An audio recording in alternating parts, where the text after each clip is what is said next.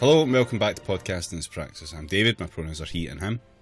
I'm James, my pronouns are they and them. I'm Jamie, my pronouns are he and him.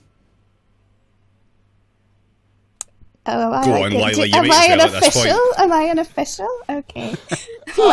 I'm Lila. My pronouns are she and her. Apparently, I don't get to be introduced anymore. Yeah, apparently this isn't a guest spot with an introduction from a host anymore, Silas. Yeah. Would it be good to discuss that with David, I guess. Hey, David. Well, I don't know, we're going to call it a visiting professorship or some shit. I don't fucking know. Yeah, you've got tenure. Yeah. Yes! Listen, Jamie's got tenure, it does not help. Yeah, he's got tenure for everything but his Twitter account and correspondingly. Oh, he's got a Twitter account back now. It's all Yeah. fine. Which one? For about 3 minutes. You say that, but actually, when it like went live again after and it came up, oh, you've unlocked your account. It then immediately went to, you need to delete these 2 tweets. We've locked your account.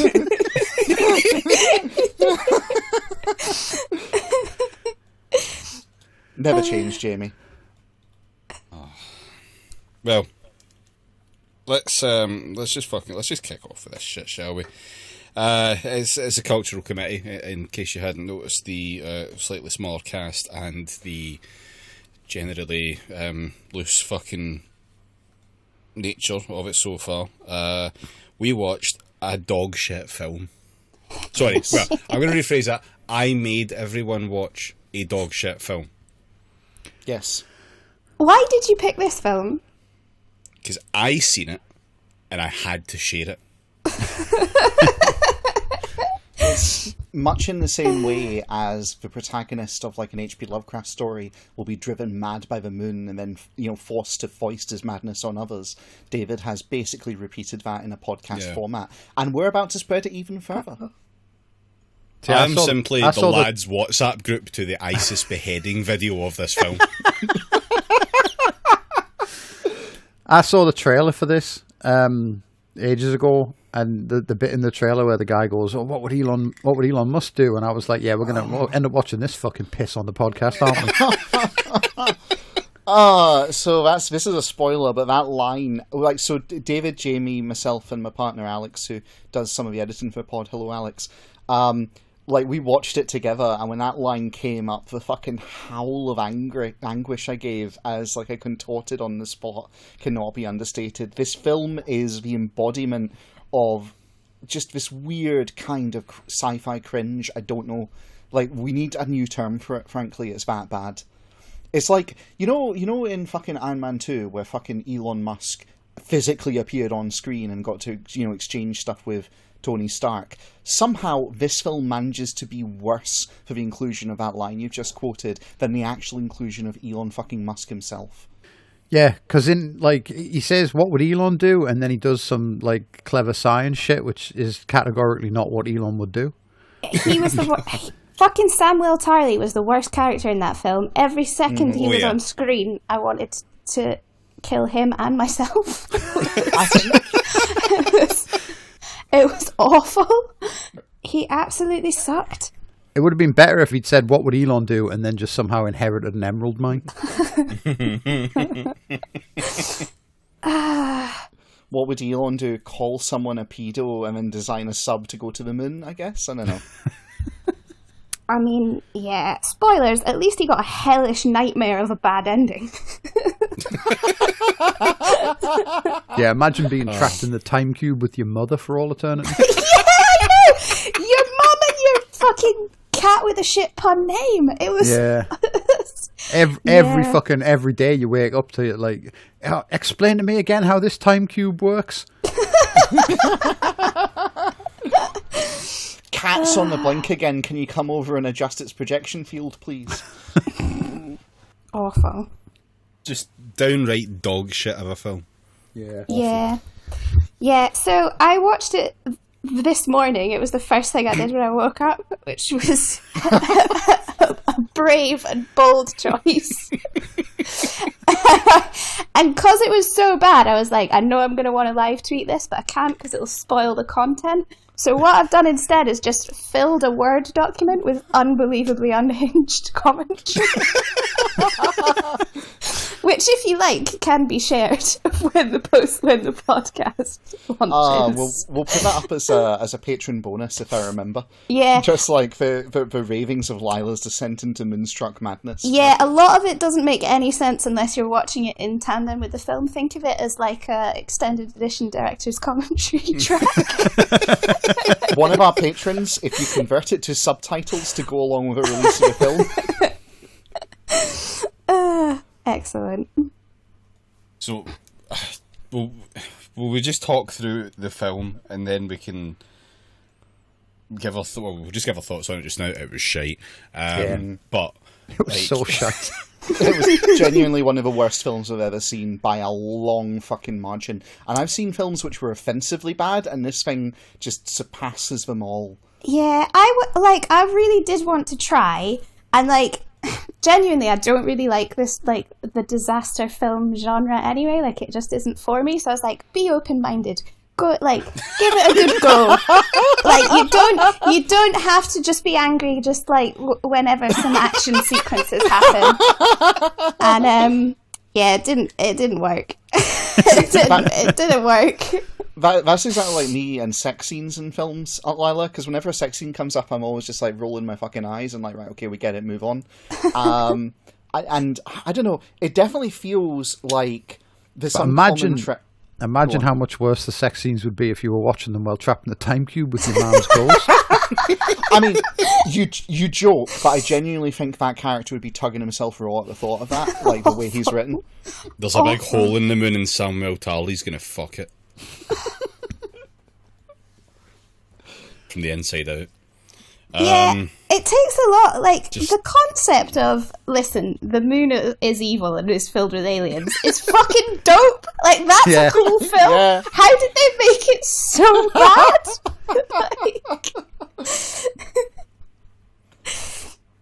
I think they did the wrong kind of disaster film is the short answer, basically. Like, so, okay, we'll get to what the film's actually about. You may notice we're kind of dodging it because it really is dog shit. Lila just explained it, the moon's evil. And full of aliens. Yeah, it's literally that moon's haunted tweet, except like worse. Do you know what I mean? If it'd sent an astronaut up with a gun, that would have been much more entertaining.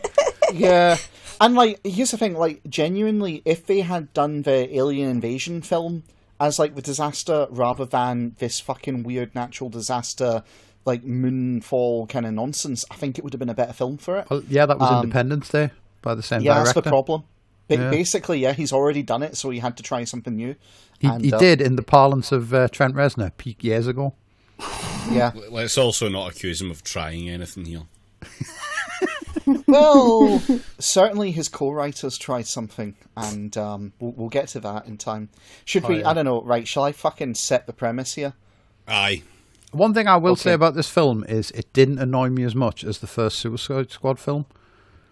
You know, the one where that dipshit from House of Cards narrates the whole film in real time. This doesn't have Margot Robbie being sexy in it, though, so I'm afraid you've lost me.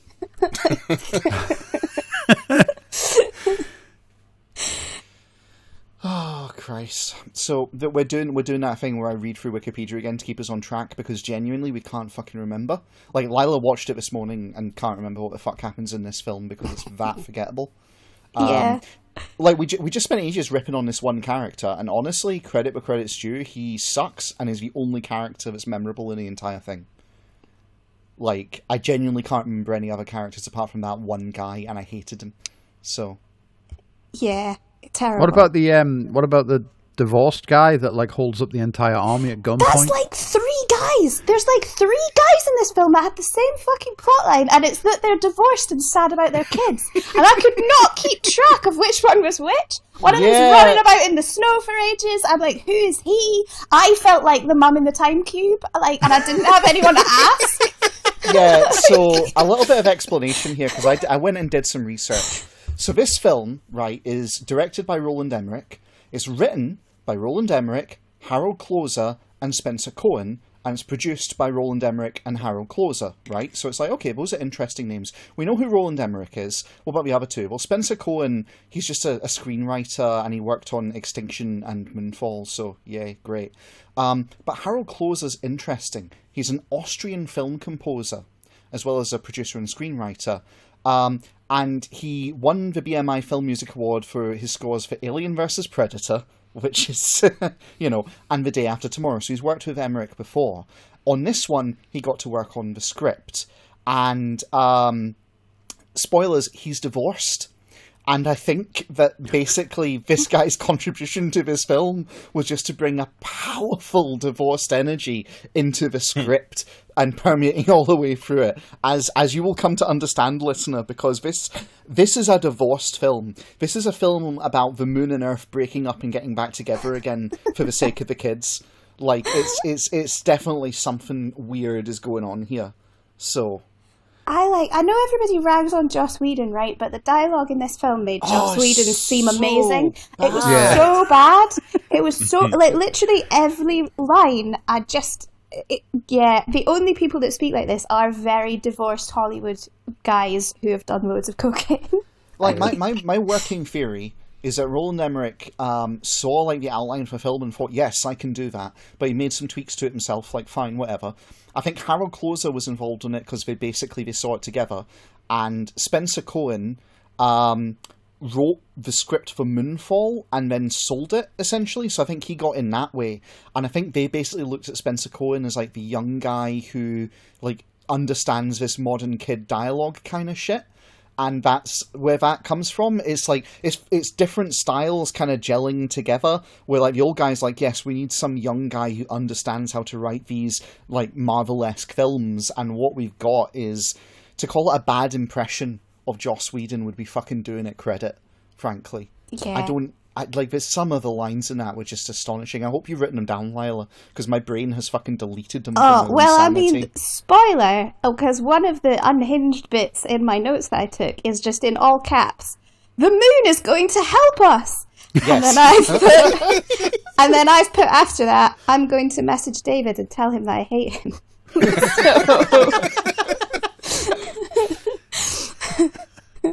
But you see, it's thematic because the moon is mutable and changeable and mysterious, and sometimes it helps and sometimes it hinders. It's all mythological, and yeah, let's get to the fucking plot summary.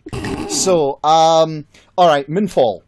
In 2011, flashback, astronauts Brian Harper, Jacinda Fowler, and newcomer Marcus, no last name given, are on a space shuttle mission to repair a satellite. Okay.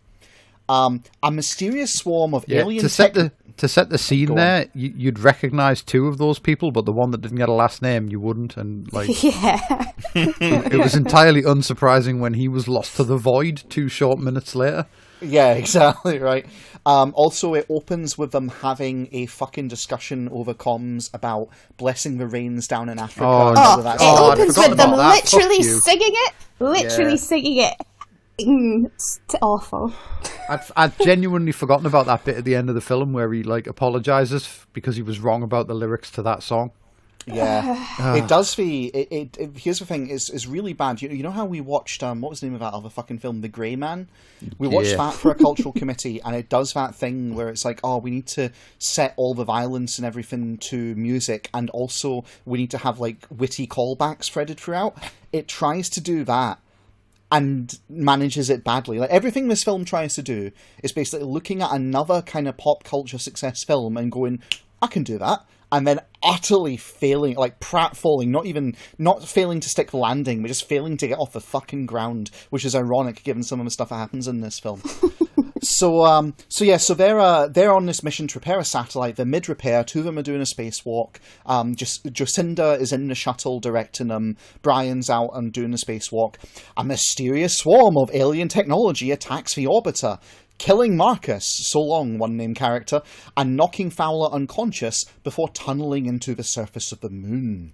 Harper, the only witness to the swarm, returns the crippled shuttle to Earth, but his story is dismissed and he's fired from NASA. Key point, by the way, this is my first actual proper rant about this film. That guy landed a shuttle that had no power, and I looked into it after the fact because I thought so, and it's basically virtually impossible to do that, because of the way the shuttle's designed. I'm just going to say this now. If Yeah. at any point you're trying to apply physics to a fucking Roland Emmerich film, Yeah. Also, that is possible. I think Tommy Lee Jones does it in whatever that fucking film was, where him and Clint Eastwood were astronauts. I looked into it, and it can't be done because the control flaps on the shuttle require power to move. Well, you're disagreeing with Tommy Lee Jones there, and he was an astronaut, so. Well, maybe I need to go home and rethink my life. Stop selling the death sticks while I'm at it. Anyway, so that's basically the setup to the film, and then it flash cuts to his kid watching the fucking hearing. Yeah, on a laptop. Like, it's 10 years like later. Kids do. Kids can't get enough of the fucking 24-hour news. So basically, this is the first divorced character you meet in the film, is the first character in the film, because it cuts to 10 years later and Brian Harper is now divorced and his kid is watching like a news story about, you know, him being shit-canned, essentially. No, that was the same time, because when they jumped to 10 years later, his kid's joyriding in the stolen car. Oh shit, so do you know, genuinely... He's no longer fucking tuned into C-SPAN network for everything. This is the first time I'm actually understanding who some of these characters are, so Yeah. this is very helpful. Yeah, okay. I'm going to be honest, Lila, I'm there with you. I didn't actually know that there was a 10-year time jump. This is just like Revenge of the Sith. The novelization's better than the film. Like, I'm gonna be really candid here and out myself and say that I only know there's a 10-year time jump because the Wikipedia article starts with 10 years later, comma. So yeah, it doesn't even mention that bit, but what it says is 10 years later, conspiracy theorist K.C. Houseman, which is a hell of a name, and tells you you're going to be in for a really kooky time. Who believes K.C. the moon is Milhouse. Yeah. Is he meant to be American, and did Samuel Tarly just be like, I can't do the voice? Like what? Nah, I think he's meant to be British American, like naturalized British. Surely. But then why is he called Casey? It's K.C. That's even more American. I mean, do you know what it is? Does he have a sunshine band? It's an American writer's idea of what an English geezer sound like, what a name would be like, based on like the names of English writers and books that he's bought. Do you know how they do that abbreviation thing? Because it makes like English writers more marketable to the American market. What you're saying is the character's a turf. Yeah. Yes, literally, I was about to say it's the J.K. Rowlingization of a name. So, anyway, he believes the moon is an artificial megastructure, and he secretly uses time on a research telescope, and discovers the moon is veering closer to Earth. So also, he wants to fuck Elon Musk. That's a really important part. Like, there's this whole interminable scene. Someone else, I can't just fucking... the bit where he gets the message and has the conversation with his cat and the thing with the litter tray. Someone else. Just fucking spare me. Well, he pronounces NASA as Narsa at one point, which was intensely annoying. Roland one-take Emmerich strikes again. Yeah. Yeah, I think I commented on the NASA thing at the time. Like, absolutely fucking baffling. Yeah. Yeah. And then he says that the moon is an evil bell, and then what happens? He steals a mop from someone or something? Right, so there's this whole thing where he like secretly fakes a phone call pretending to be some scientist guy and gets like a telescope to make measurements of the moon and then send them to his personal email account, and then he's sitting at home he goes into work and gets the results on his phone and then runs home from work and checks them on his home computer, and then he's like, oh, what would Elon do? And meanwhile his fucking cat, which is called Fuzz Aldrin.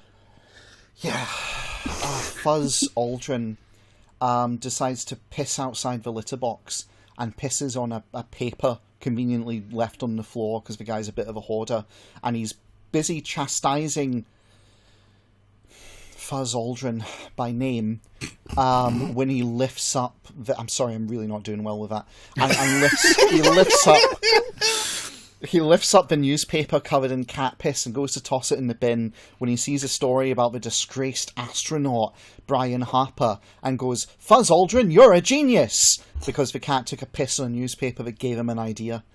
And funnily enough, that is actually the smartest sentient decision made in this entire film. Yeah, I mean, there were many times I felt like it would be much smarter just to go to the bathroom than keep watching, but here we are. And thus he hatches this plan to get the findings to Harper and crowbar himself into a plot which genuinely didn't need him. Like, everything would have more or less unfolded more or less the same way without this character in it. This whole film is like, it doesn't need to be over 2 hours long. They could have cut out 2 of the 3 divorced plot lines and it would have been, and just had a lot more evil moon tentacles. Like, don't have a film where the moon is full of evil tentacles and only show that like 2 times. Yeah, they could have cut out 2 of the divorce plots and they could have cut out 2 of the car chases at that. And it would have still, it would have been a better film for it. This film, among its many flaws, a failure of editing definitely features. One of the only good things that it tried to add was a car chase. And again, did it twice and fucked up both times, but at least it tried that. God, what does that say? Like, do it the first time, you fuck it badly. Like, it's okay, we'll make it up in the second go, and then you do it again and fuck it even worse. Because honestly, the second car chase was worse than the first one. Actually, do you know what I was just about to think there? Like, the only thing missing from Independence Day was a car chase, really. But then I remembered there basically was one on Independence Day 2, and it was terrible. So, yeah, Roland Emmerich just shouldn't do them. I mean, you could just abbreviate that to Roland Emmerich shouldn't, and I'd be happy with that, frankly. Also, yes. I've never seen Independence Day. I saw it in the cinema as a child, so I've got, obviously biased opinions on it. Because, everything looks fucking amazing when you see it for the first time, Yeah. Me and Jamie won't be talking about it. We've already done that. There's an episode due to come out soon with us and Com Radio to talk about both Independence Day films, so look forward to that when it finally comes out. Fucking Roller Emmerich month. I hate this so much. Well, it is July. Wait. Anyway. No. Okay, so and I think it's unfair to say that the film would have worked without the fucking Game of Thrones lad, because if he wasn't there to tell NASA that the moon was getting closer, how would they have known? Well, this is the thing. The very next line in the Wikipedia article is, NASA also discovers the anomaly, because of course they fucking do. NASA missing orbital mechanics is, just hand in your space. I don't know, what does an astronaut wear? Space spurs, something like that? Anyway, fuck it. A suit, space suit. Yeah, sure. At that point, Houseman goes public on social media and causes a global panic, so there's his contribution to the film. Fuck off, by the way. If Robert Zanz sees this film, he will lose his fucking mind. You can't just post some mad shit and expect numbers. To be honest, right, I won't hear any Zanz slander, thank you very much. I'm with Zanz on this one. I genuinely wonder if the missing subtext to this is a bunch of amateur astronomers and telescope botherers noticing the moon looks weird, and then they find that would be the through thread, because there's no way the moon can move. What would have been funnier is if he posted a fucking, do you know what I mean, a thing about how the moon's getting closer, and then Alan Sugar rang NASA to ask if it was real.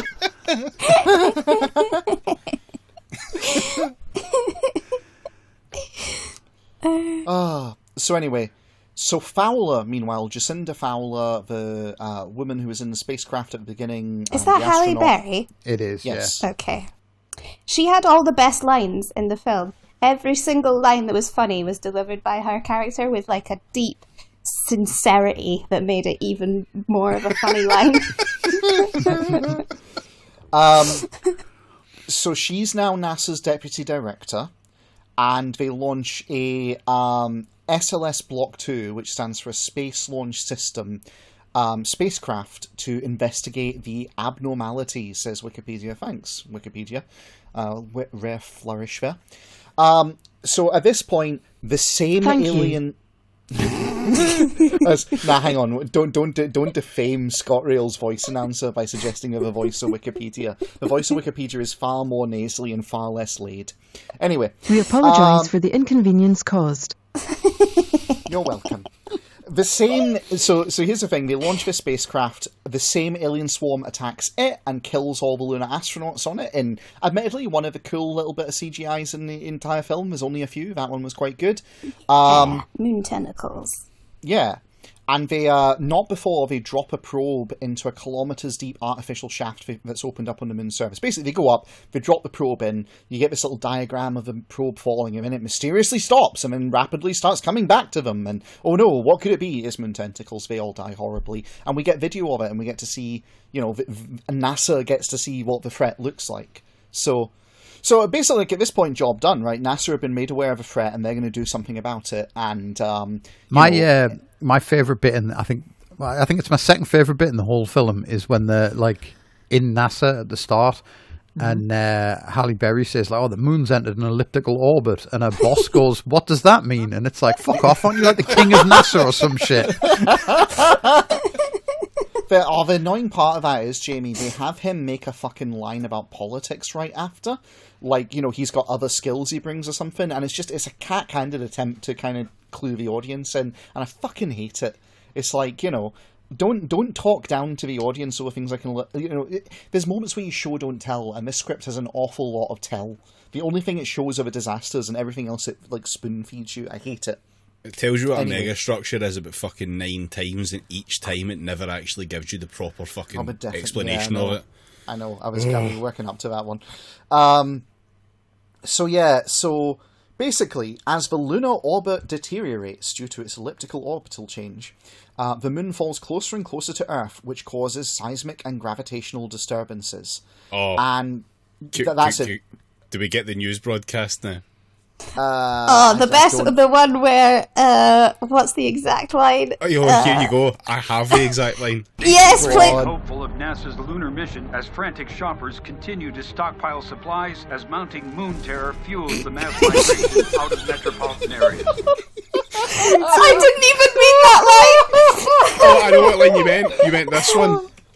Civilization has already taken a serious nosedive. Looting has become a favourite pastime in the United Kingdom.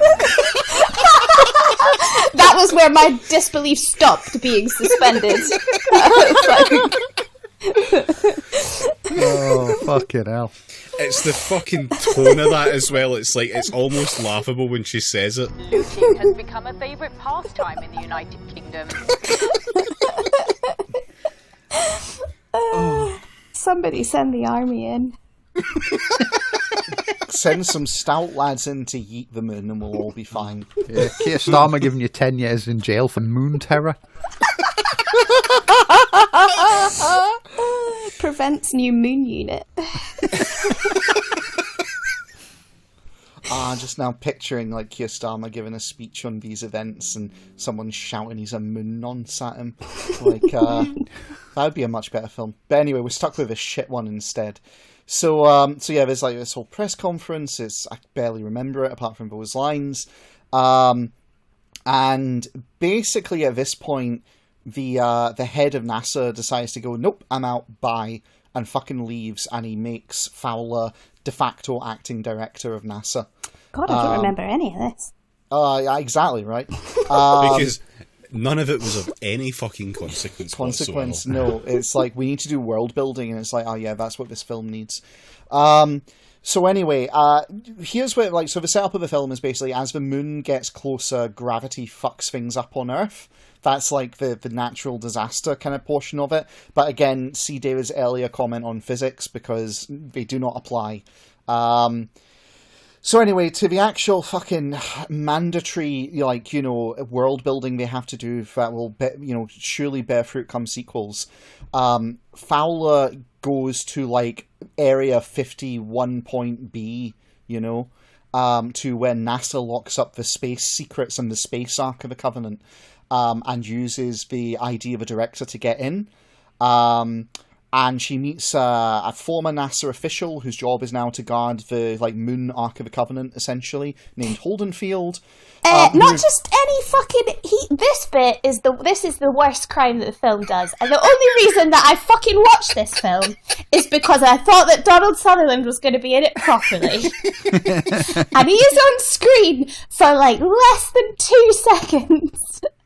He's got the good grace to go and shoot himself right after the scene, though. Yeah, no, his absolute crime. His introduction is polishing a gun and laying out a single bullet, getting ready to kill himself, and then he delivers lines, and then he goes off, presumably to kill himself, as, art imitates life. Absolutely anyway. Awful. I started inventing my own film in my head, where Donald Sutherland and the moon teamed up and killed everyone, and I was having fun for about 5 minutes. Oh, could you imagine if Donald Sutherland was a villain of this? It would be so much better. That's what I'm saying. I imagined that for more than I watched the actual film. So anyway, he reveals that imagine the suit he'd have to wear so they could put in the tentacle CGI afterwards. Don't give me good Donald Sutherland tentacle visions.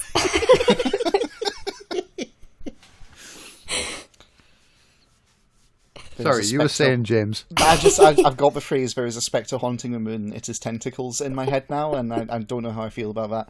An operational incident. So, he reveals that Harper, who's managed to single-handedly, superhumanly land this fucking shuttlecraft without any power, he reveals that he was intentionally discredited as part of a NASA cover-up that dates back to Apollo 11. And so here's a little bit of historical fact. During the first moon landing, there was a 2-minute radio blackout where basically they lost contact with a lander. In the film, they explained that it was intentional to cover up evidence they'd discovered that the moon is hollow. And, basically there is a swarm on the moon. This is the first of the film's plot holes, by the way. We'll get back to it later. There is a killer swarm. I don't think it's the first. Well, it's the first point where it contradicts itself. So they discover this, killer swarm on the moon, and the military start building an EMP device to kill the swarm, but then abandon it for budgetary reasons. Shrug. Anyway, and that's something. A weapon of that scale, the US government just went, we don't need that. Come on, fuck that. That could be better spent elsewhere. And the most immersion-defying part of this is America was building a weapon and then decided not to pour more bad money after good, basically. Yeah, F-35's just sitting there shrugging So I could absolutely believe though if the world was going to end. Do you know what I mean? The American military could be building something that would prevent the end of the world, and then just run out of money because they didn't shelve the project to bomb every wedding in the Middle East at the same time. I'm coming around to it now. You're talking me around. Anyway, so that's that's a bit of the background. So basically, this is where we get introduced to fucking divorce plotline number 2, because she contacts her ex-husband, who you discover is the Air Force Chief of Staff named Doug Davidson, and she basically no fucking idea that cunt had a name the entire film. I know, right? No, I was just calling him Mr. Nuke the Moon. Yeah, it's on his lapel, which is how you know his last name, and then she calls him Doug, so there you go. Anyway, so she requisitions the EMP, and they decide they're going to get the retired Space Shuttle Endeavour from a museum to use to serve as the new basis for the new mission they're going to do to get the EMP to the moon and save the world, right?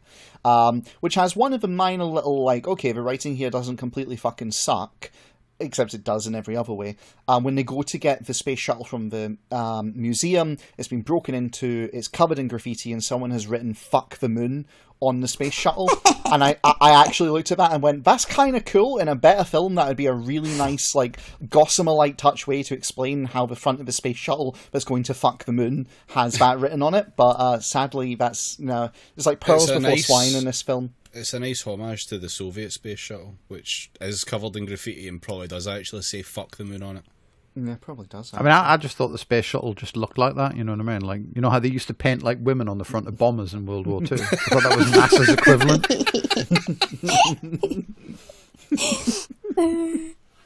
NASA Flying Squadron A, fuck the moon. Love it. Okay. So the idea is they're going to correct the moon's orbit and destroy the swarm. And the Wikipedia article completely fucking elides. It doesn't even mention. This is... My God, the fucking Wikipedia writer for this film is phoning it in. Like, that's how bad this... I'm not joking. There's an entire section of plot is just skipped in this. It's because there's too much plot. I'm just... What? How bad does your film have to be for the Wikipedia nerd to be like, oh, I guess I'll just get through this? Like, fuck me. So there's no explanation. It just immediately cuts to how Harper, Houseman, and Fowler launch with the EMP, and just misses all the rest of it. So, like, someone want to pick up the bridge here? What happens with Harper and Houseman, and how do they get dragged into this mess? It was great as well, because it's like they're getting ready to launch the space shuttle, and then the gravity like mutates, and the crane loading the thing onto the shuttle bumps one of the engines at the back. Mm-hmm. And then they're like, oh, we'll never be able to take off now, so everyone get on this 747 and leave. And so they're left with just like fucking the three of them and a couple of like NASA nerds. And then they decide that they can launch anyway, because like your fucking man says the moon will help them, because it's so close now that they just have to get like a little bit off the ground, and then they'll get pulled into the moon, which, like, you know, would famously have more gravity than the Earth, which is much smaller than the moon. I think, okay, no, I'm not even going to discuss physics. Fuck it, this film doesn't deserve it. No, so, Roland Emmerich doesn't believe in physics. Yeah, okay. But you get that great bit where they decide they're going to take off, and one of the things that annoyed me most about the film is they've got like the 3 fucking booster rockets on the shuttle. Mm-hmm. And for plot reasons, one of them isn't a booster rocket, and they actually take off under the power of the other 2, and the engine's on the back of the shuttle itself. Oh, it's so dog shit. But then you get the bit where like the NASA nerds are evacuating in the helicopter, which flies the long way around so that it can get hit by a fucking wave. Yeah, and everyone's kids like get out of the car they're in to watch the fucking shuttle take off, and then are surprised that the wave keeps coming towards them. Man, we need to. There's like multiple subplots we left hanging here, so let's get some things through. First of all, I want to call out the one good visual shot, like genuinely good visual shot in the entire film, which is the NASA nerds. There's 2 of them are left in a control room to help with the launch, and they're waiting on the moon coming around, and as they're sitting there, they just kind of look as the wheelie chairs that are in the room start sliding back horizontally across the floor as the moon's rising, and it's like pulling the gravity. It's the sole good shot in the film. The only one where I was like, oh, that's good. That is another thing which would be really nice in a better film, and is just lost here. It's just completely wasted. The other thing is that there's an entire fucking kid plot arc in this film. Oh, there's loads of them. There's loads of those as well. They've got one of the kids from Stranger Things. One of the actors from that is phoning it in, and like hero as far as I'm concerned. He's like, I am here for the paycheck, and I'm going to do the dog bare minimum that I have to get through this turd of a script. And he gives the film exactly what it deserves. And basically, he's the grown-up version of a little kid, and we're first introduced to him when he's been arrested for speeding on the fucking interstate highway in California, and he gets locked in prison, and his dad is like, okay, I'll help you, NASA, but only if you get my son out of there. And they're like, all right, fine, basically. That was incredible. I love how modern screenwriters always have to make stakes personal. Do you know what I mean? It's like, the moon's about to crash into the Earth and kill literally everyone and everything on the planet by destroying the planet itself. Well, I'll help you, but only if you let my son off with these parking tickets. It's like, you're all right. I was saying this repeatedly during a world where my son is convicted for joyriding is not a world that I wish to save. You know what I mean? Yeah, exactly. And there's like multiple points during it where the characters are just incredibly stupid, where it's like, well, we could try this, but it probably won't work, so let's not bother. And it's like, motherfucker, also, I want the world ends, so you might as well fucking try it. Like, I want to give a shout out to the what is my favourite fucking incident of this phenomenon of all time, which is in Tenet, where they're doing the big sort of like plot dump, and the guy's explaining that like if Kenneth Branagh like makes time go backwards, then the whole world will be destroyed. And the woman in that like basically says, "But that's where my child lives." Do you know what I mean? It's like it's fucking incredible. Well, they have to. Not to like turn this into a Marxist session, but they have to put that in mainstream capitalist cinema, because otherwise people will know too much about solidarity, and we won't continue to be individualist consumerist swine. Yeah, everyone has to be motivated by purely personal reasons. And if you're doing something for the greater good, it has to be purely through the lens of how you will be profiting in the aftermath of it. It's just its doctrine is decided. Because, if your reward is you get to live in the hologram box with your mother forever, then obviously. Yeah. I'm just picturing Bruce Banner explaining with like a flip chart to the Avengers that Thanos is going to destroy all of space-time, and like there's a couple of them whispering in the back row and going like, "No, yeah, that is where we live." Speak for yourself. I only occupy one of those two-dimensional constructs. See, we were talking about all these subplots with the kids. Which one of them was the Stranger Things kid? He's the older one who was done joyriding. The one with long hair, right? Yeah. I've never watched Stranger Things because I watched one episode and hated it. Is he not? I'm sure he is. No, he's not. None of them are. They're not the Stranger Things kids? No, none of them I could have sworn one of them was. Did you accidentally watch Stranger Things instead? No, hang on a minute. Hang on a fucking minute. Where's the Wikipedia link on this? The starring bit. Cast. What's the kid called?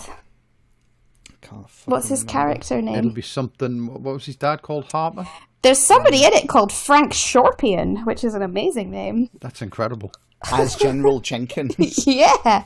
That is literally spelt scorpion, but with an H in it.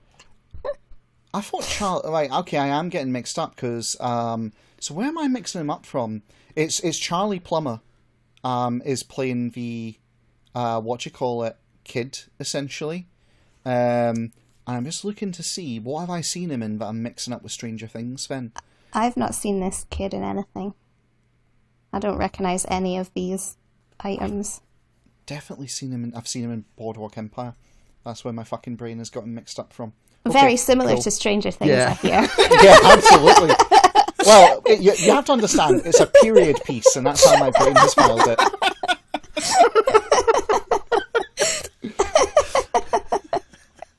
Look, what can I say? I don't pay attention to kids, unlike some people. All right.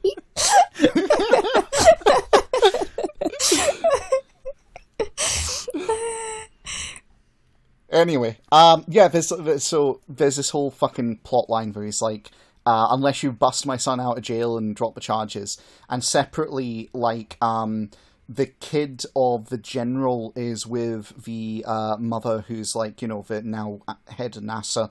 And so basically there's this whole thing where they're going to get on a helicopter and go to like the secret government bunker where they'll be safe, but they fuck around and don't get on the helicopter and instead have to do a cross-country like drive, essentially, which is where the kid being able to drive has been established by his criminal ne'er-do-well ways at the start of the film.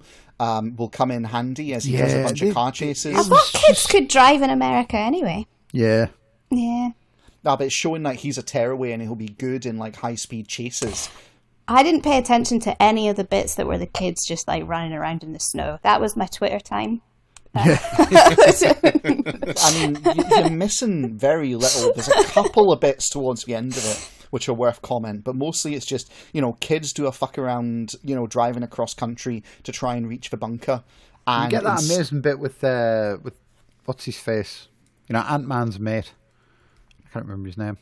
But like the guy who's like the kid's stepdad now. Yeah, they have to steal the oxygen masks. Yeah, so okay, let's follow this particularly dumb plot thread, because again, it doesn't actually matter. That's the guy. Yeah.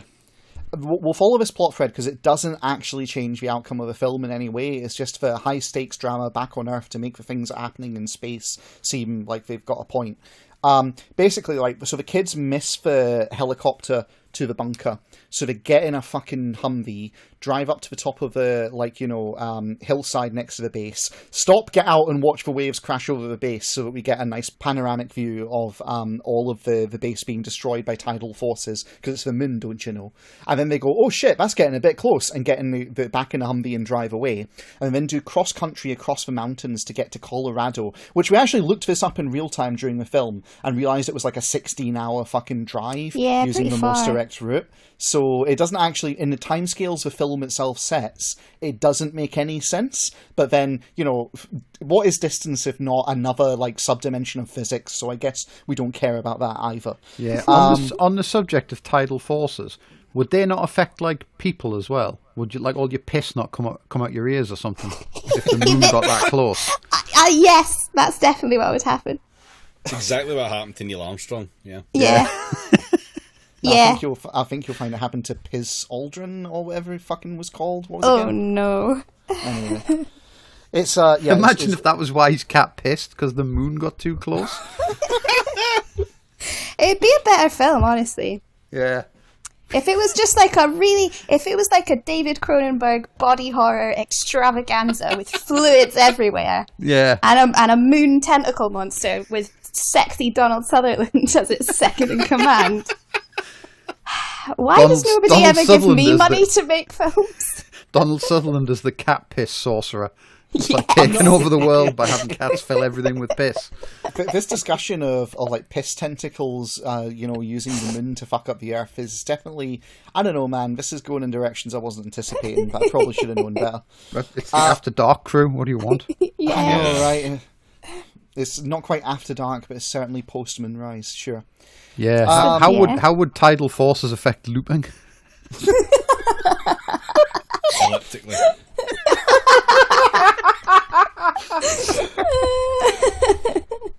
Spiraling ever closer to the perfect concentrate. Anyway, so they basically decide they're going to go cross country, but they're not going to make it all the way. So instead, they catch up with the kids, the racer kid's mother, who is with his stepdad at some fucking hunting lodge kind of thing. Like in the Colorado Rockies, I think it is. Yeah, because he establishes when they're in, like when the kid gets arrested, and like the news is saying that society's going to collapse because everyone's looting in England. Then he says they'd better go to Aspen. Yeah, so they basically drive to Aspen, Colorado, and because it's on the way to the Colorado base essentially, and they're like, well, we'll need to stop in there. To get my mom, or to get some supplies, whatever. Then there's this whole thing. They stop in there because the car. They were just going to drive to the nuclear bunker and just abandon his mom, but they get carjacked by the stupidest heist ever. You know what I mean? Yeah, I know. Like they basically get carjacked, and then this opens into a subplot of the world's dumbest criminals, Volume 10. It decides to cut in as we're doing this, and that's what leads to not one but two car chases. We will spare you. There's nothing of interest happens in any of it. But basically, it does lead to... What about that bit where the car, because of the moon helping it, the car does a jump across some rocks? Yeah, it doesn't just... It's not just that it jumps a canyon. It jumps a canyon, lands on a bit of suspended land, that's floating there, and then ramps off of that onto the other side while the pursuing car just crashes into that bit of rock. Yeah. And Canyonero shit. It's Looney Tunes physics turned up to 11, because none of that, if the gravity is I'm doing it again, David. I'm sorry. Yep. I'm sorry. This film does not deserve a lava run, and that's all I have to say. So, Roland Emmerich should make a film about a volcano. He would absolutely fucking destroy that shit. It would be amazing. He kind of did in 2012. There was the whole Yellowstone bit. There was some volcano action in that. Yeah, but I want to see someone fucking, do you know what I mean? Just scoop up lava and put it in their car to make it go faster or something. That'd be cool, though. I feel like where a lot of this film lost me and became incredibly boring is because people kept trying to explain what was happening. And I don't care. The moon's evil. Just do some fun stuff. Yeah, if they just established that a wizard was doing all of this shit, I'd have had no problems with the film whatsoever. Yeah, exactly. I think part of the problem is this could have been a good bad film if they'd wanted to make it a good bad film, but they wanted to make it a good film, and that was a problem from the start. Yep. Yet another film that could have been saved by the simple addition of skeletal. Yeah. I think they deliberately made this as shit as possible. Like, wasn't there some interview where fucking Game of Thrones guy was saying if they get to make a sequel, it's going to be even more batshit insane. Like, you don't say that if your film's if you think your film's good. I think they tried to make a good film, and then they knew they had a stinker, and were like, "What do we do with it?" And then they tried to PR salvage it. Like, I don't know. I think they should let Roland Emmerich do a Fast and Furious film. Is this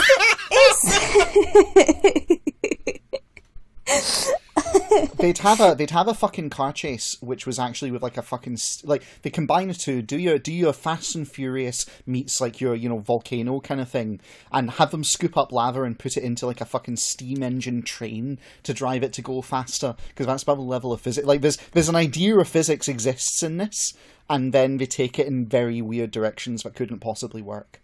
So. No, I think they might have started out with like, well, what would happen if the moon got closer? How would that affect? And they read loads of stuff, and then they went, oh, this is actually really boring. Let's just make it like knock some trees over and make a car fly. Do you know, this probably has its origins in one of those YouTube videos where someone asked that question and like a scientist very patiently laid out how it wouldn't actually do that much. That probably is where it started, and they looked it up and went, oh, well that fucking sucks. Like, no, the reason that this started is because Roland Emmerich hates humanity. It's a pattern in his films. He only really seems to make films in which you can view humanity suffer for any number of reasons. It doesn't really matter at the end of the day. Because they voted for Trump. Suffers. Well, you're saying this is his Trump kickback film, is reprisal? I mean, I can see it. He's a weird DNC liberal, so. He was absolutely in favour of, depicting things which were 9/11-esque before 9/11, so... Mm-hmm. I mean, maybe. True. He definitely, this is a moment I'm going to whip out his Wikipedia page, because his personal life is interesting. So, like, a bit of a detour. Emmerich owns houses across the globe, as a good liberal does, in, like, Los Angeles, New York City, London, and Stuttgart. He likes to decorate his homes in a self-described outlandish manner, which is when you know you're in for a treat, adorning them with rare Hollywood memorabilia, murals and portraits of dictators and communist figures, and World War II militaria. Doesn't specify which side. Emmerich's extensive collection... When he says obscure Hollywood stuff, does he have that like fucking waxwork Stallone that popped up on Twitter the other day? No, it's more cursed than that, bizarrely. It's a bunch of costumes from Indiana Jones films. They're all quite matching, though. Don't ask what kind of costumes. Again, like, he probably does have, like, the original version of those kicking around. Come at us, Emmerich. Anyway, but he's got this. Emmerich's extensive collection of artwork includes a painting of Jesus Christ wearing a Catherine Hemnett-style t-shirt during his crucifixion, prints of Alison Jackson's works of a Princess Diana lookalike making obscene gestures and engaging in sex acts, a wax sculpture of Pope John Paul II laughing as he reads his own obituary, and a photoshopped image of Iranian President Mahmoud Ahmadinejad in a homoerotic pose. So he's just filled his house with shitposts, basically. Yeah. Kinda. Yeah, but it's lib shitposts. It's, it is. It's like it's Ahmadinejad. Yeah. Yeah. Like, in defense of him, like, Emmerich himself is gay, and openly so. So, there's no... Says here that he held a fundraiser for Hillary Clinton so he can fuck off and die. Yeah. Oh, yeah, no, absolutely. I just want to make clear that he's not coming to this from a homophobic angle. He's just coming to this from a deeply weird guy kind of angle, to be perfectly frank. But anyway, so like, that's like... This is the guy behind the fucking film, and... Somehow I have a suspicion that, like, his composer is perhaps even more weird, but sadly I wasn't able to find out a huge amount about him when I went researching. Why do you think his composer is weird? The music in this film was like nothing. It was just like really boring. The composer wrote it. Yeah. Wait, what? Yeah. Yeah, so as I said earlier... Emmerich, so Spencer Cohen did the first draft of the script, and I bet you it had all that kind of weirdness dialogue baked in from the start. And then Emmerich and his longtime collaborator, Harold Kloser, were the ones who rewrote it, as best I can tell. And Harold Kloser did the lion's share, I think, on top of Spencer Cohen's work. And Harold Kloser, I'm really confident, added all the divorced shit into it. Right, Like, so it's just that's got why that the feel. music was shit then, because the composer was doing bad dialogue. Yeah, he had too many letters on his keyboard for writing, and that's fucked up all the music. He's only supposed to have 7.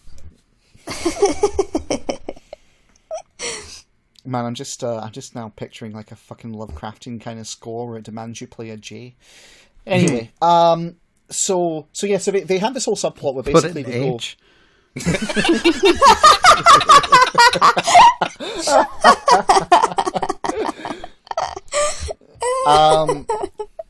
So they have the whole subplot. They meet back up with protagonist's kid's mother, his divorced partner, and this is kind of important because they're there with divorced dad, and there's this whole subplot of the atmosphere is getting stripped away by the moon as it comes closer, and the air's getting thin, which means they need oxygen to survive, so they steal a bunch of oxygen masks, high-speed chase, like jerk-off motions happening here. There's this end sequence, while the others are doing the actual like major part of the plot, where they basically are like, we need to get out and walk the rest of the way. Let's get up into that tunnel through the mountain. We'll be safe there. Like, it's not going to fly apart when the moon goes over. And, long story short, divorced dad gets taken the fuck out. Like, really, like, just well and truly dead. And, it's all kind of inexplicable unless you come at it from the perspective that there is some fucking wish fulfillment going on here, because the end of the film has it set up where the divorced dad is now the savior of humanity, and the his ex's new bae has been completely taken out, so he's in there kind of shit going on, and I lay that squarely at the feet of Harold Closer. I disagree, because the same thing happens in Independence Day, and I don't think he was involved in writing that. Oh, I don't think I've seen any of this guy's films apart from Stargate, which is obviously good. Yeah, Stargate's probably his best work. Like, The James Spader, so I mean, come on. Yeah. This whole bit though leads up to that end scene where we get the moon is going to help us. It's just. Yeah, basically, kid gets pinned under a tree, moon flies overhead, reduces gravity so they can lift the tree and the kid gets out. And right before they do that, the line is, the moon can help us. Also, I've missed an entire fucking character in this. There's the Chinese market insert, which I'd completely forgotten about.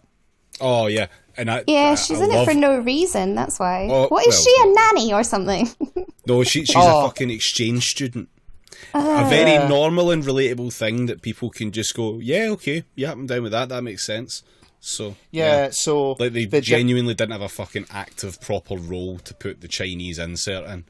Okay. Fucking like production bucks. So yeah, good so job. the way the crowbar are in is Deputy Director of NASA Jacinda Fowler needs a nanny, so she lets this exchange student stay in exchange for help around the house, seems to be the subtext. When they're first introduced, you're like, is this like a lesbian relationship or something going on? No, it's not. It's just, she's there. And that is the way in which they insert the Chinese character into the film. It sounds like a kind of weird way to put that, it's an exchange student, but it could be a lesbian relationship. The reason you don't know is because neither character interacts with the other than saying words at each other. It's so fucking deadpan a performance. There's nothing to it at all. It's really weird. And when they're first together, it's like the way they're talking at each other. You feel like, this feels kind of domestic. Is there something? And it's just really badly written. And there's so few clues to pull anything from to make anything make sense. Every single line of dialogue is so fucking bad. Genuinely, the entire film. Genuinely, we were just sitting there for a good 5-10 minutes as this was unfolding, trying to figure out what their relationship to each other was, because it was just really weirdly staged. And it turns out the relationship is, we need a famous Chinese actress to put in this film so we can get Chinese investment money for it and access to the Chinese markets. That's it. There was also some stuff about how China had built a thing for them that they could use to fix the moon or something, wasn't it? They've got this stereotypical, yes, and President Xi has saved us by sending some, sending some tech our way. To be fair, President Xi would sort it out. Well, it's so in addition to the space shuttle, which is old school, they have modern tech, which is some kind of fucking ion cannon propelled space fighter thing, and it's Chinese made. That's where that came from. They send that across. So the actual modern future tech is from China, who inexplicably give it to the Americans rather than fucking launch it themselves. All right. And like that ends up helping. But yeah, that's their crowbar bits on how is the Chinese market involved in this. Please allow us to show our film, President Xi, we love you. Yeah. China couldn't fly the spaceship themselves because they're too busy, like, fucking, do you know what I mean? Preventing COVID, but at what cost? I mean, honestly, if that had been a line in the film, then I would have bought it, just given how weird this film is, frankly. But anyway. So that's the whole subtext of, like, the divorced dad is going to, get back together with the wife again, sort of thing. And that's, like, one of the divorce plot threads. The other one is, the fucking military is going to launch nukes at the moon. Yeah. They're going to nuke the moon. Yeah, but they have to wait until the moon gets into the atmosphere. Yeah, that's where you want the nukes to be. Yeah. Don't think about it. Just don't think about it. It's okay, everyone. Don't think about it. That was genuinely my favourite bit in the whole film, though, where they're about to launch the nukes and, like, the fucking guy pulls his key out of the thing and then pulls a gun on the rest of the army because he's like, no, I believe in my wife. Yeah, she's that's the what you call it, ex-wife Jamie. Got to remember that. She's the deputy director of NASA, and she's like, you've got to make sure they don't launch the nukes. And they get to the key scene, and then, like Jamie says, he pulls his fucking gun out and, like, holds up the entire launch room at gunpoint, refusing to hand over his key, while there are, like, 24 heavily armed men and a bunch of generals right there, rifles pointed at him. Like, it's a very strange... What if they shot at him and hit the key? I know, that would be it. They wouldn't be able to launch the nukes. It would all be over. Yeah, what if they... They'd have to call a locksmith, and the fucking rates for them outside of ours is just terrible. Like, you do get to see the entirety of US Central Command get fucking buried by, like, a cave-in, though, and he's the only survivor because he was backing out the door at the time, waving his gun while holding the launch key. So yeah, okay. Really, I missed that. Yeah, I missed that as well. I must have been too engrossed. I know, right? So that's like the two divorce plots happening down on Earth. Maybe he'll get back together with her because he's done the good thing and had belief and faith in her, where previously she established that he didn't, and that's why they split up, sort of thing. So it's like, okay, right, we get the theme. And that's kind of like, so that's all the stuff that's not on Wikipedia, unless I've missed anything worth commenting on. Oh, well, you missed it. There's another bit where they talk about our amazing friends at SpaceX who have given us so much help, and Elon Musk is the best. Lila, you've got to hurt me like this. I've forgotten it. I genuinely blocked all that out. I can't remember what the context is, but there's like a really long, drawn-out conversation where they're like... Yeah, it's in the NASA control room at the launch pad. They're talking about how their friends at SpaceX had supplied, tech at short notice and all that kind of shit. Elon Musk personally awful. gets as many plaudits in this as the entire nation of China. It does. Yeah. Do you think that he bankrolled it? This is the film that was like inhumanely expensive and then flopped because like some stupid comedy came out at the same time, right? I mean, I think it flopped because it's a bad film, Lila. I'm going to be real with you. But was it the thing with the comedy at the same time, or was that something else? Because that rings a bell. I'm going to... Not an evil moon bell, I'll grant you. That's genuinely a bit in it. I'll just say, for the record, I don't think Elon Musk paid to be in this film. I think it's just that one of the writers is that kind of guy. Oh yeah, he doesn't need to have like this kind of shit active anymore. Like, he's got people who will just do it. Like the way that comic relief character is written, he's written as an epic bacon character. There's nothing awful. else for it. Absolutely awful. I am fairly prepared to put money down betting that Spencer Cohen is a fucking epic bacon Redditor kind of loves Elon Musk kind of guy. Either that, or he studied their character and thought, this is funny and like will be good if we put it in the film.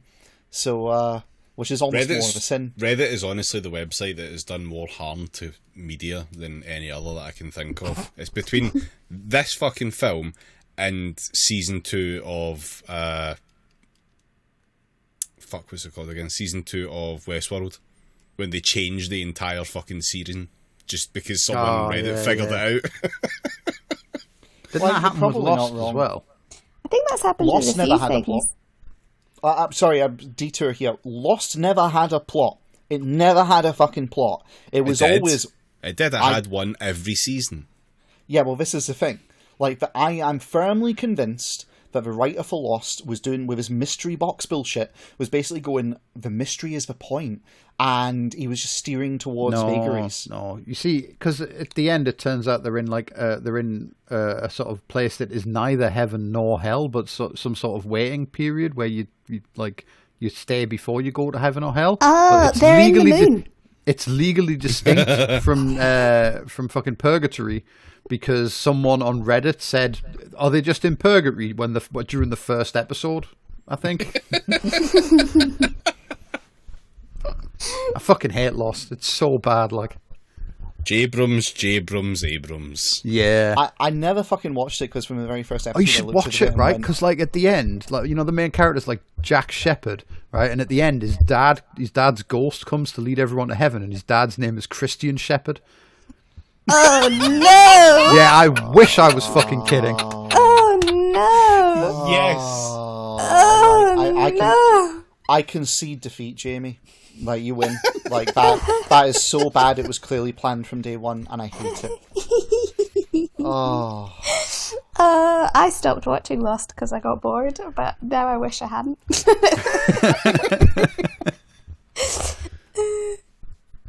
Speaking of Lost, what the fuck was the plot of this again? The moon. The moon. Let's get The back to the moon. moon. Yeah, The moon's okay. evil. The dumbest shit in this film is happening on the moon at this point. Yes, it is. So basically, they launch to the moon using the moon's gravity to get them close. Okay, and this is where the Wikipedia article picks back up, missing all the rest of it because no one cares. They reach. No, I mean, to be fair, we paid good money to see this for the moon. We don't give a shit about what's happening on Earth. Fuck things on the Earth. So they reach the interior Now of you're the thinking moon. with Rollins. So they get on the Moona, like, you know, it's meant to be some kind of Moona lander, but it's basically like ion cannon and ion propelled kind of like future tech Chinese thing, and they fly down the giant shaft into the moon. And they reach the interior of the moon, and would you fucking believe it? It's a megastructure powered by a white dwarf star at its center. Powered by a wife guy, correct. Yeah. Genuinely, that's where my brain was going. I had to like correct myself. What I love about this is they have that bit where they've got like a fucking like electric car with them as well for some reason, and they're going to put the big electric bomb in the electric car. And then, because they think the tentacles attack like batteries or electronics, isn't it? Oh, yeah. So they put the EMP in the electric car and then leave it floating above the crater. But then the big tentacle arm comes out and just goes, "No, I don't like that," and comes after them because like it actually chases electronics when they're next to like a biological signature. Yeah. And like fucking Game of Thrones guy left his phone turned on. So they They smash the phone, and then they also smash the device used to detonate it at a distance, the bomb. But then mysteriously it works later. It's very like shoddy writing. Anyway, so they pick up the bomb after that swarm fucks off, and then they go back down the hole and find it's a megastructure. Oh wow, he's so good he can fly the spaceship without the electronics. Yeah. Also, this is fantastic. So the Wikipedia article, again, just elides whole sections of the plot because the guy writing this is clearly phoning it in.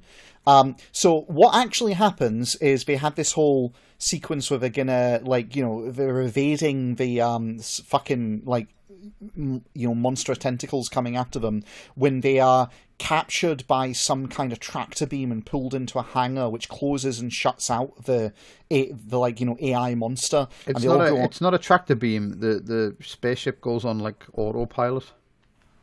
Okay. Because there's a bit where they go like, "Oh, you're flying this really well," and he's like, "It's not me," and he like takes his hands off the steering wheel.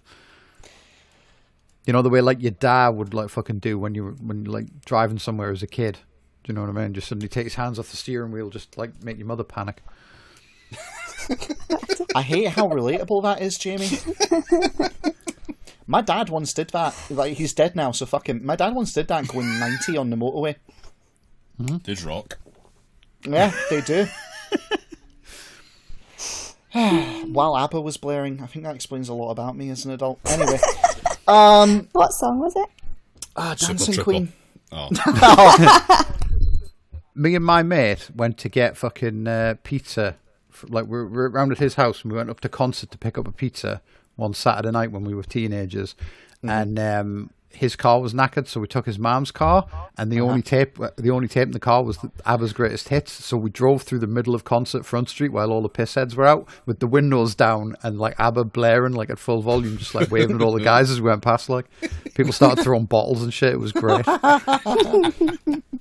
I must admit, I've got a soft spot for ABBA, probably because of this, like Stockholm syndrome kind of response to every time we got in the car, ABBA would be playing. Yeah, they are Swedish.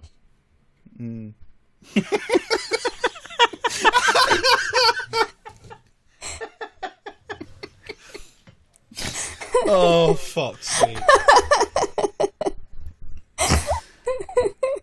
The moon. Yeah, I do the like moon. the moon. I want to take a side. I want to take a sidebar just to say that I like that David went to Super Trooper purely because it has the lyric "I called you last night from Glasgow" in it. So like a little bit of Scottish representation there. Anyway, No, that's not why. It's just one of the ones that I know and like. all right, fair. Get okay. it up, you. Aye, all right. Don't dare ascribe Scottishness to me. Fuck off. Miss me with that shit. No, I think it was a direct hit, actually. I will say, like, this tells you everything you need to know about my dad, by the way. His favourite song was Money, Money, Money by fucking, ABBA. And if that doesn't tell you everything you need to know about him, I don't know what else can. Anyway, so, Moon, right? There are no Swedish... has become a favourite pastime in the United States. So, Do you think they actually meant like robbing shops or like playing the lute? Could just be an unrelated piece of like incidental information. Let's ask noted Englishman K.C. Houseman what the truth is. He's too busy with NASA. But no, just because like fucking Roland Emmerich doesn't like. I assume he's never travelled, like just based purely on the fucking like foreign nation scenes in Independence Day. Like at the end when one of the spaceship crashes and there's literally a bunch of tribespeople with spears looking at it, and it's like, really, where the fuck did that crash, mate? In the 1600s. So the AI drags them. Oh, sorry, the strange not tractor beam computer control thing drags them into this hangar and shuts the door, and the like rogue AI monster pounds on the door but can't get in, and they're like, oh, spoilers, we don't know it's an AI yet. Fucking get ready. We do, though. Yeah, we kind of do. So they wake up to find we don't until the fucking time cube ghost explains it to... No, because there's an absolutely insane bit at the start where Halle Berry has one of her blinding lines where she's like, this is all of our worst fears about AI. And it's like, I don't think anyone's fear of AI is that it's going to take over the moon. Like, that's an absolutely deranged comment. And that's said quite early on.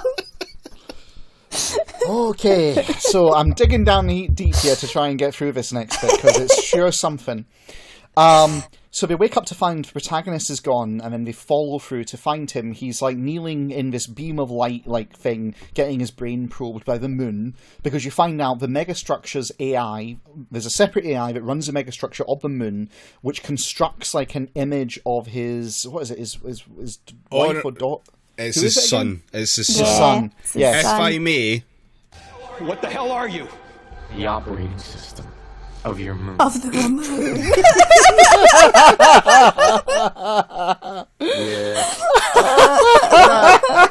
What I love what about a this twist. is... Oh, it's Cortana. Cool. Yeah. Fuck off.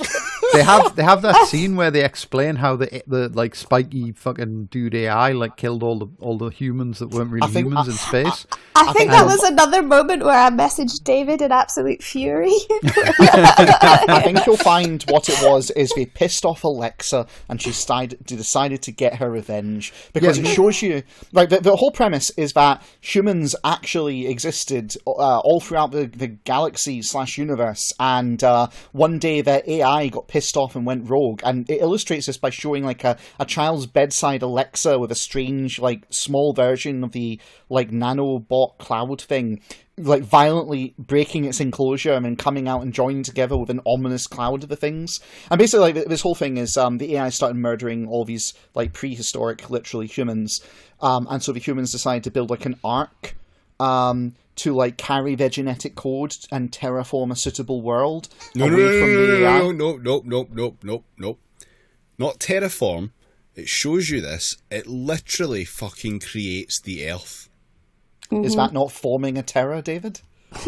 No, that's not what that means, and you know that. Anyway, yeah, so the moon built the Earth.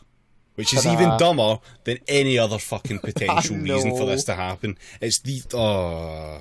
Yeah, but And then- what I was going to say was, they make a big deal about how the AI like becomes self-aware and starts killing people, but then like... And the tentacle thing is just one of those AIs that's come to Earth looking for the moon or some shit. But if it's intelligent and self-aware, why does it only attack? Why is it? They keep saying it's programmed to only attack things that have biological signatures and electronic signatures. And whereas, why like, isn't surely why it isn't could just look in the window and see there's some people in there and go, yeah, I'm going to fuck that up. Do you know what I mean? Like, yeah, but that's also like asking why isn't the moon's AI evil? well, because it's just the operating system. It's not an AI. Well, no, it's benevolent. I'm pretty sure they actually use the word benevolent AI. I know, it's just so good. So the Alexas we all used, they were evil AI, but the moon's AI is a benevolent AI.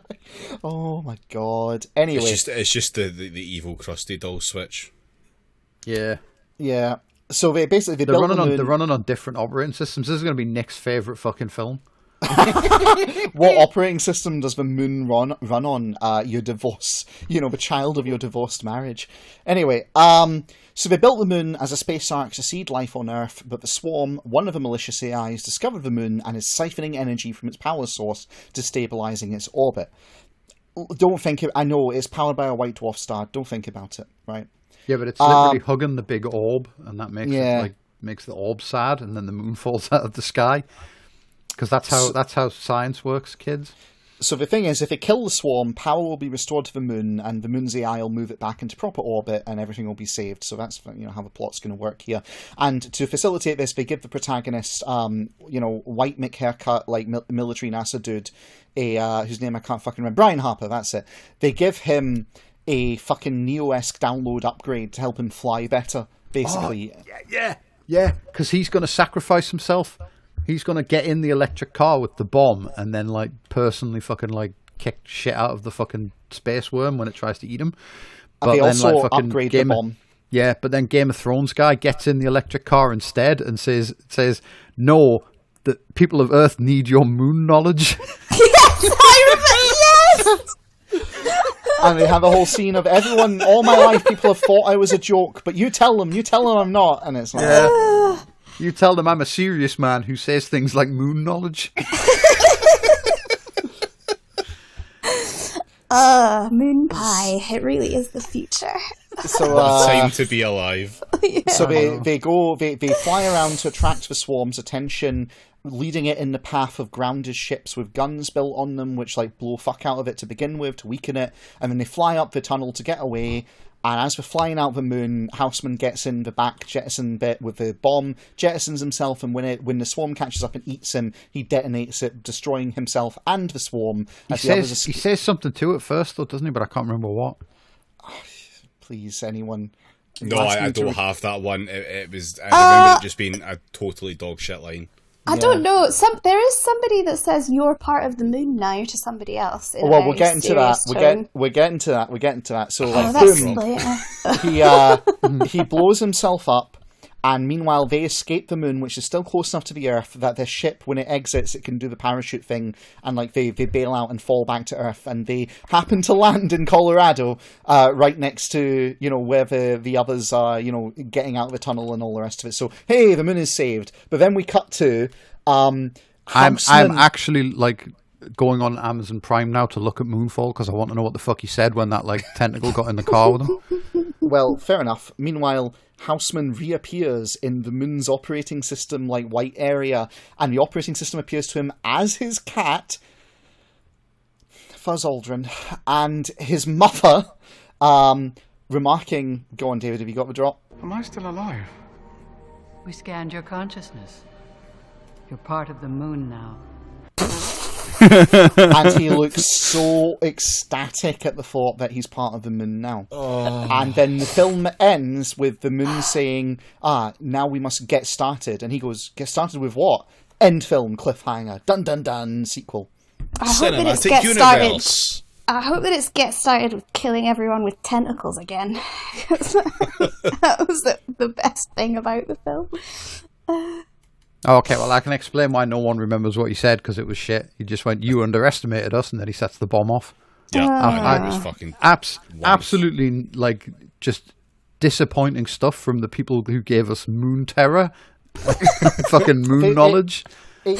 Honestly, it feels like this film was written by, like, two divorced guys and, like, a fucking failed child who's, like, getting therapy by having the failed child, like, save the world kind of thing. It's a very weird film. It's a very bad film. Yeah. Would you like to hear the opinions of some people who thought it was actually a very good film?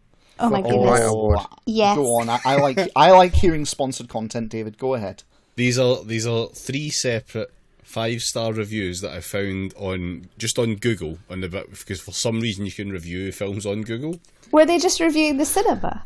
Like, did they get confused? No, these are outright. These are definitely the film. So, First one, just a nice little short bit. Approaching its topic with just the right mix of seriousness and self-awareness. There was nothing self-aware about this film. I found it to be a compelling film. It plays off the tropes of the disaster movie genre, and much of the character dynamic is fairly standard. But for what it is exemplary. Is that signed by H. Poser by any chance? Right, this is a longer one, but it's every sentence tells you so much about whoever the fuck it was that wrote this. Oh no. With everything going on with the pandemic, it's time we get an action-packed, earth-destroying epic movie. Commentariat. Moonfall is a non-stop thrill ride of improbable possibilities surrounding the moon. I don't like this when... I genuinely got confused for a second there because I thought you said non-stop instead of non-stop. Like, what the fuck? Nonsense. I gotta say, I don't like it when David finds a guy. This is deeply unsettling. In the spirit of Armageddon, Deep Impact, 2012, Greenland, and Don't Look Up. Oh, Jesus Christ. Wow. Comes another film with a promise of destroying the planet. This is a scenic heavy movie, best seen on an IMAX screen. As for the story, it's about the moon falling to Earth. It's a simple story with phenomenal scenery and action that looks like they hired the people that worked on the Fast and Furious series.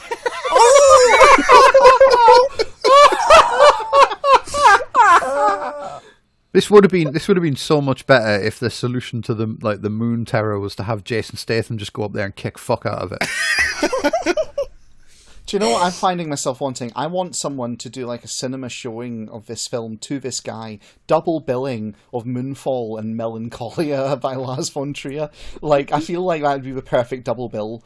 Just would absolutely capture the yin-yang spirit of this review. Carry on, David.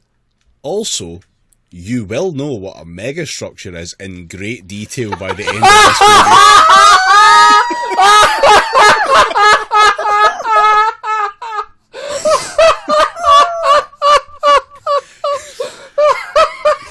You're not ready for the next line. Sometimes the dialogue is interesting, but you really don't care what they're talking about. I'm gonna fucking pass out. Oh my god. Besides, several characters repeat most of what's said throughout the film. This is a 5-star review. As usual, the human spirit is highlighted as world leaders come together to try and fix the moon's orbital problem. And... Fucking hell. Let's join hands and fix the moons, everyone. They made it sound like the moon can't get a boner. I've got fucking hiccups now, David. Thank you very much. And true to That'll be the human moon, nature... that, mate. Better give me some moon terror to cure them.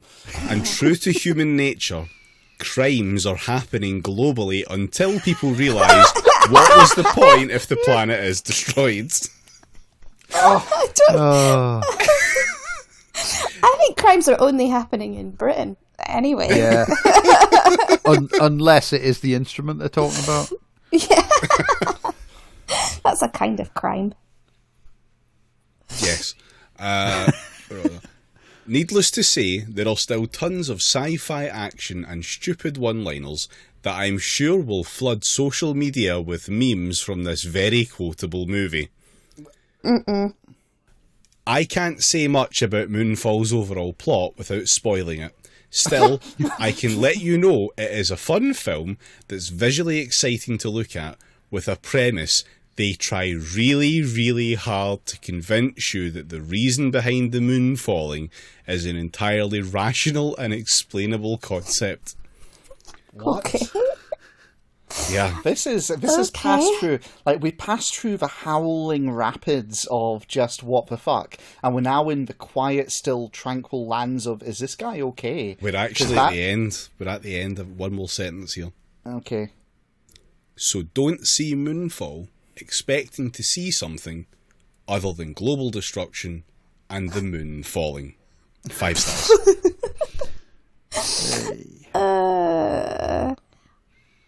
I mean, yeah. I don't even think the moon does really fall. It, like, goes into bits, right? Yeah. Yeah. I mean, it comes closer. They could have called it Moon Closer. Mm-hmm. Yeah. The bit in there where he says, like, you know, they try to, like, rationally explain everything. That's something that kind of bugged me about the film, is like they have that bit where, like, you know, like say Halle Berry's now only second in command of NASA for the 6 minutes it takes her boss to fuck off, just look, the moon's an alien, is it? Right, fuck you, and then just resign, and she gets to be, like, in charge. And they could have just gone, in the 10 years, like, since the thing happened, she's now the boss of NASA. But that would seem too convenient. So instead, a boss has to, like, be there for a minute and then resign. But at the same time, the main guy, like, figures out how to let NASA know that the moon's coming, like, closer because his cat pisses on a newspaper. Like, so right, that's not why they did that with her. The reason they did that with her was so that upon becoming director, she could go then find out the Moon Extended Universe backstory and share it with the audience, because the audience would be learning it as she learned it. Whereas if she was director, she would already know it. That's why they wrote it that way, and yes, it's stupid. Yeah. No, I don't believe it. Otherwise Donald Sutherland couldn't have baited Lila into watching this film. Yep. They could have just done the thing from Independence Day where the president goes like, well, there's no such thing as Area 51, and then the fucking CIA guy goes, well, yeah, actually, funny story. Well, actually, the co-writer for Independence Day is not on this film, can you tell? Also, Lila, you'll enjoy this. Just on Wikipedia, I looked at the starring list, and it's got Halle Berry, Patrick Wilson, John Bradley, Michael Pena, Charlie Plummer, Kelly Yu, and then Donald Sutherland is right at the fucking bottom. I'm being gaslit. This is absolutely... he's lower on the starring list than the inserted Chinese market demographic. Yeah, but higher up than his 2 seconds of screen time suggests. I'm going to sue the studio for emotional damages. Right, I have one last review to close this off. Oh, go on. I love a movie that sparks new thoughts and ideology. If it had just stopped after movie that would have been the greatest fucking review ever. I love a movie, 5 stars. I love a movie that sparks new thoughts and ideology. The moon dust is full of ideology. Okay. I love a movie that makes me smell burning. Aside the learning experience, this is a good movie with great cast who didn't miss their acts. Now, I'm not going to... I don't believe English is the first language on this one, but the points are really the salient things that we're looking at here. Okay, we'll give it a back. I'm going to read it out as it is though. For an moon-pioneered artificial intelligence movie that is this perfect, I think the production crew deserve an Oscar. They also brought in names of inventors and inventions like Elon Musk, SpaceX, refueling a space shuttle by already created shuttles hanging around the Earth. Something we all can relate with, unlike ancient landmarks we have no ideas of. They did a really good job of leveraging contemporary society to make the movie more believable. Sure, got it. Carry on. Oh, no, that is all. That is all. Oh, okay. That is the kind of guy that like leans over to his girlfriend in the cinema when Thor appears and goes, "That's Thor." Hammer's called Miljon. Oh, yeah. Oh, downright dog shit of a movie. Don't see it. It's fucking shite. Yeah, bad. You should watch Nope instead. I was extra angry about it because I watched Nope not that long ago, which is actually a good disaster film about a big alien that eats everything. I want to see that, Yeah, me too. Yeah. It's very good. We're doing this new thing on Podcasting's Praxis where we'll occasionally do a film that's actually good, so who knows, maybe in like 2024 we'll like review Nope. Oh yeah, the next good thing we're going to review will be Justified. Yeah. I'm actually watching it. I'm back to watching episodes I haven't seen yet, so I'm nearly finished season 3. That's the way to get through. Almost at the halfway point. I know. Well, it's took some fucking time to get here, so it will be happening. We will get there eventually. Take this time to finally watch it if you haven't already, and you'll probably still get there at the end before I do. I mean, definitely watch Justified. Do you know what I've been doing the past few days, actually, which has made me incoherently angry in a way I didn't think possible at Joss Whedon? No. Alex has sat me down. I'm not an anime guy. I don't watch anime generally, but Alex has sat me down and said we should watch Cowboy Bebop, and I went, "Oh, it's so good. It's very good. Yeah. It's like extremely good. Like genuinely, it's been, as Jamie would say, all killer, no filler, all the way through so far." Is that something I would say?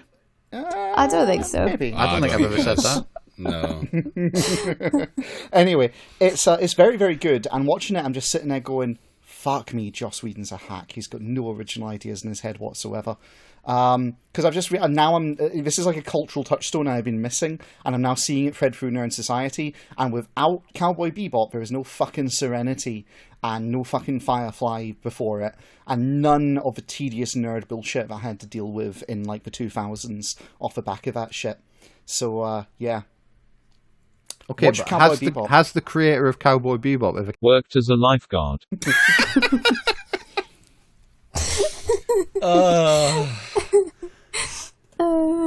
Okay, I think we're done here. Yeah, we're done. Lila, you want to plug anything? What do I want to plug? Follow me on Twitter at LeechWaifu. I imagine everybody that listens to this does already. That's probably it. Cool. And also, like, invest in SpaceX and ask yourself, what would Elon do? Yeah. And if you would like to join the Elon tier on our Patreon, you can find us at www.patreon.com/praxiscast. Yeah. Also, speaking of space shit, tune in to our stream or Sin stream. You take your pick. Tonight, presuming this is released on time, to see a big game of Stellaris. There's like 8 fucking people now, I think, including myself, Jamie, and Alistair, and that's going to take place at 6 o'clock on our stream, on Sin stream. Have a look about it, there'll be different points of view, etc. So, yeah, come I'm join going to us. watch. I'm going to be there in the chat bullying everyone that isn't a mushroom. I am rooting for whoever tries to implement arachno-communism. That'll be Ben, I reckon. Ben, yeah. Yeah, almost certainly Ben. Yeah. So check it out there, and you know the links, you know the fucking shit. Read the show notes, see the Twitter. It's all there. Bye. Fuck off. Go to the moon. Bye. See ya. Bye.